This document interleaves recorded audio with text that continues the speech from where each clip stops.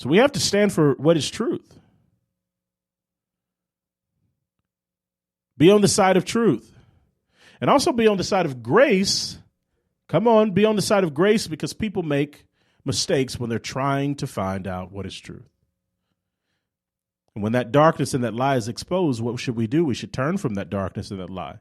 I've said this a lot just about this presidential election. I think there were some things that have been exposed to the church in this time, and I hope the church has showed or seen our fault, our failures and our faults, and turned to the one who can heal us. We got to change from this idea that we have to focus on personalities and not focus on policies and values. And we have to figure out, what are those values and those policies that are worth defending and fighting for? What are they? And not only what are they, why do we think they're worth defending? Why? What is the what behind the why? Or what is the why behind the what?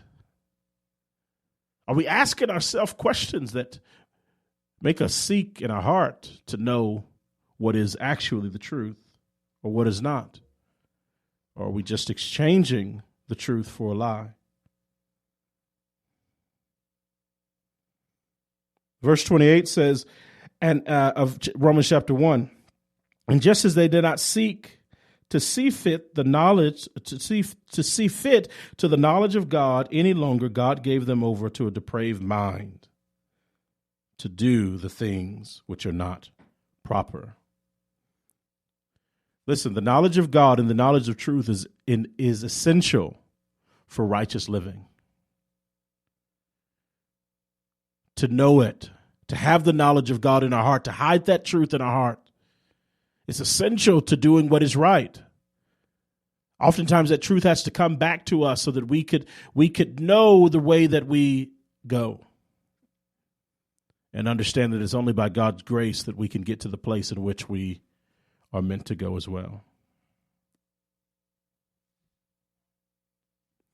Truth is a way of life. It must be lived. We must live in the truth. I've always thought about this idea of hypocrisy and why. I don't know anybody that's ever said, man, Brother Derek, I love hypocrisy. I love when people are hypocrites. There is this inward hatred in every person. I believe it comes from God, that it's put in our heart for the hatred of hypocrisy, but at the same token, we're all at times hypocrites. Man, I really need to download a soul hymn or soul hum. The problem with that is oftentimes we are the hypocrite in which we don't like and certainly don't want to talk about. We do the things that we should not do. We say the things that we should not say. We watch the things that we should not watch. We know the truth, but we do what we should not do oftentimes. And I'm thankful for God's Spirit that tracks us. And not only tracks us, gives us the opportunity to turn to Him in the place of repentance. It's a good thing to know the truth. It's a good thing to experience God's grace. Notice this, suppressing the truth through unrighteous living will lead to deception. Who deceives themselves chooses to believe a lie. Truth by nature must be lived. Truth that is not lived or practiced is deception. Now, my church probably gets sick of me saying this, but pretty much every Sunday I say the same thing. Maybe not every Sunday, but certainly the last several Sundays in a row is about the idea of deception. And the truth of the matter is this, that deception is the greatest sign that we're living in the last hours.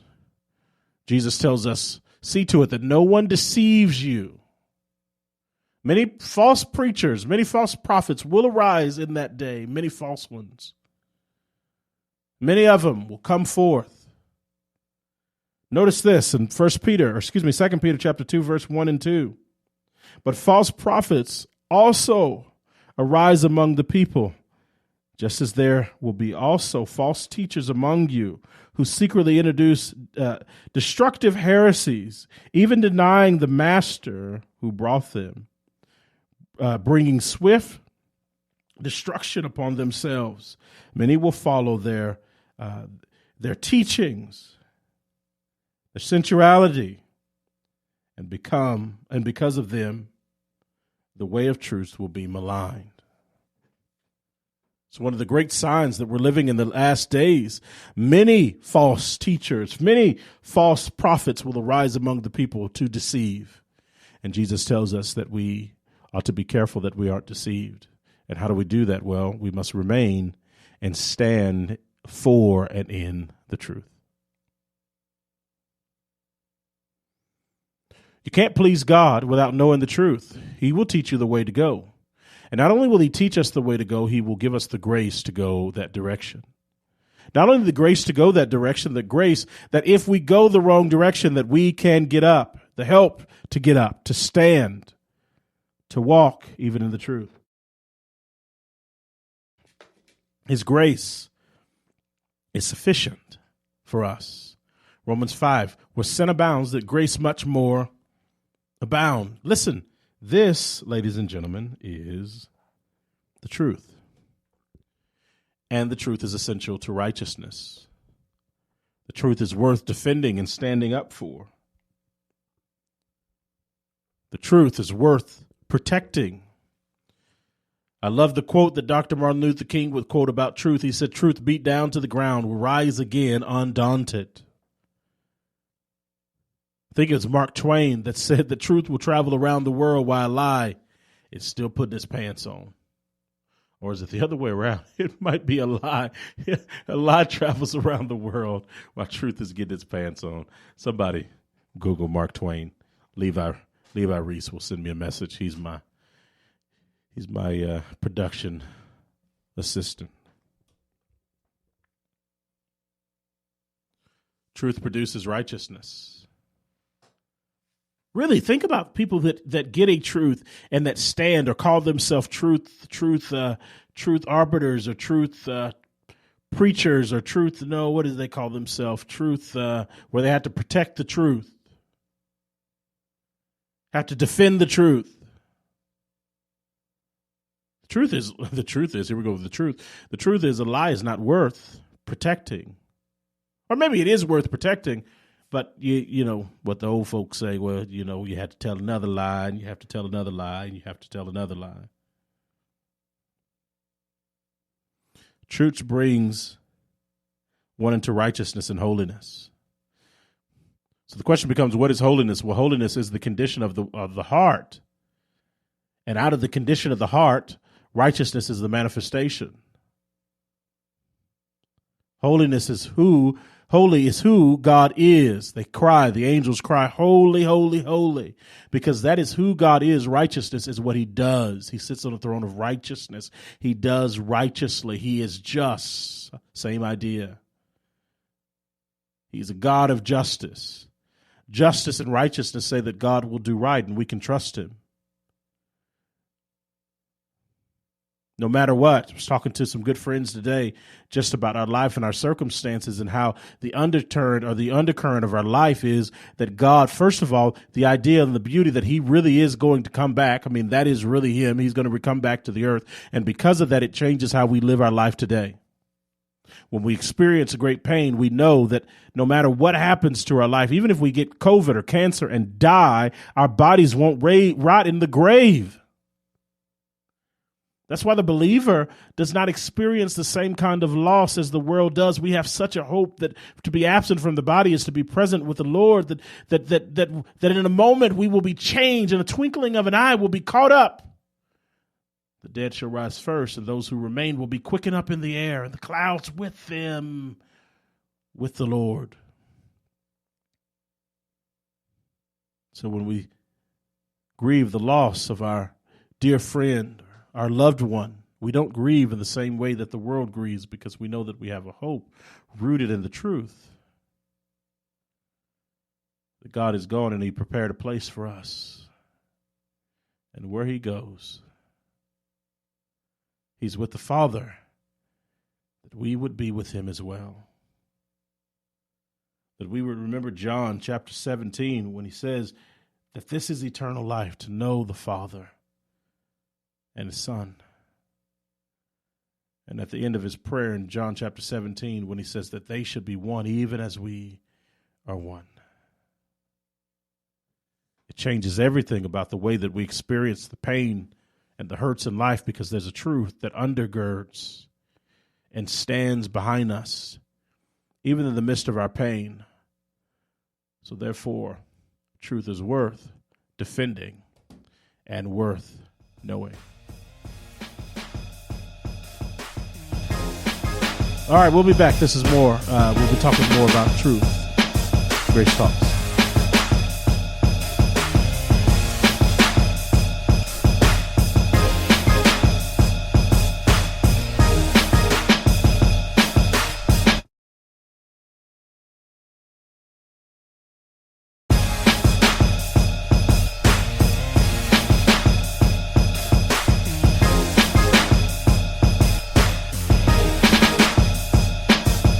Grace Talks. Hope you're doing well.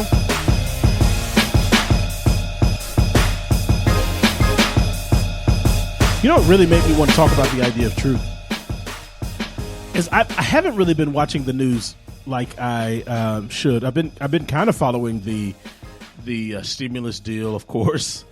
Been looking at how that thing's been going. Been watching kind of what's going on in the Senate and the House, and also trying to project my thoughts, or projecting the idea of where things might be going. Praying for people like Joe Manchin, praying for our president, certainly, and our vice president as well, and praying for them, obviously, but also praying again, like I said, for people like Joe Manchin. A Democrat who's probably the most powerful man in Hollywood, in Washington right now, when it comes to being a moderate person and saying, these are some of the things that I won't go for, and if you want me to vote for this, then this is what this needs. It needs to be more moderate. So, of course, I've been watching some of those fun things. But I also been watching not even that much, but just the idea of, I don't know why we're so obsessed with the royal family. Really, I don't. I really don't get the obsession. Maybe it's because we have this fairy tale idea of what kings and queens and princes have. Yeah, I know.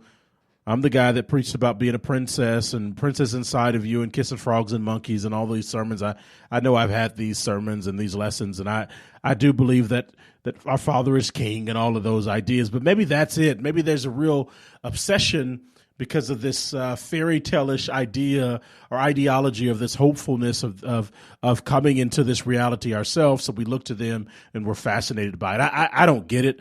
I mean, I live in America. And so I'm not really concerned about what goes on, the goings on of the king and the queen.